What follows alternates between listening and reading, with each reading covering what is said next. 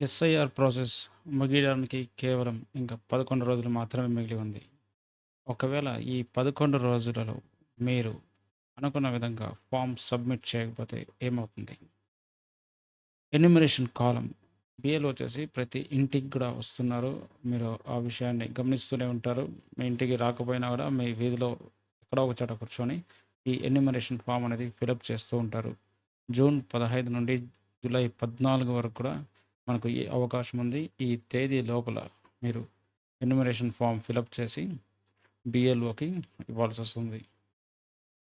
ఇచ్చిన తర్వాత ఒక ఎలక్టోరల్ రోల్ అనేది మీకు క్రియేట్ చేయబడుతుంది. అంటే ఒక డ్రాఫ్ట్ అనేది ఓటరు జాబితా తయారు చేయబడుతుంది. అది వచ్చేసి సెప్టెంబర్ 22, 2026 తేదీ నాటికి రెడీగా ఉంటుంది. ఒకవేళ మీరు గనుక సమయం లోపల ఇవ్వకపోతే మీ పేరు ఆటోమేటిక్‌గా చేర్చబడదు. ఆటోమేటిక్‌గా చేర్చబడదు అంటే మీరేం చేయాల్సొస్తుంది? మునుపటి ఎస్ఐఆర్ ఫేజ్ 2 నుంచి వచ్చిన పద్ధతి ప్రకారం అదే ప్రక్రియ ఇక్కడ కూడా వర్తించే అవకాశం ఉంటుంది. ఎన్యూమరేషన్ గడువు మిస్ అయితే డ్రాఫ్ట్ ఎలక్టోరల్ రోల్‌లో మీ పేరు కనిపించదు. కాబట్టి మీకు రెండవ అవకాశం ఉంటుంది. అదే క్లెయిమ్స్ మరియు అబ్జెక్షన్.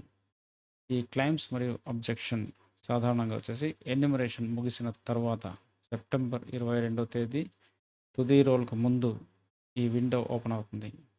ఈ కాలంలో మీరు ఫార్మ్ 6 ఉపయోగించి దరఖాస్తు చేసుకోవచ్చు. మీ అందరికీ తెలుసు ఫార్మ్ 6 వచ్చేసి కొత్త ఓటరు నమోదు కోసం ఉపయోగిస్తాం.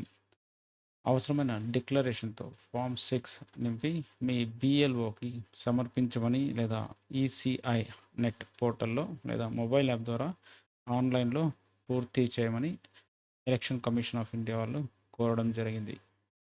ఇంటింటికి బ్రదర్స్ సందర్శన సమయంలో మీ ఎంట్రీ వెరిఫై కాలేదు కాబట్టి ఎలక్టోరల్ రోల్ రిజిస్ట్రేషన్ ఆఫీసర్ అదే ఈఆర్ఓ మీ డాక్యుమెంట్‌ని వేరుగా వెరిఫై చేస్తారు.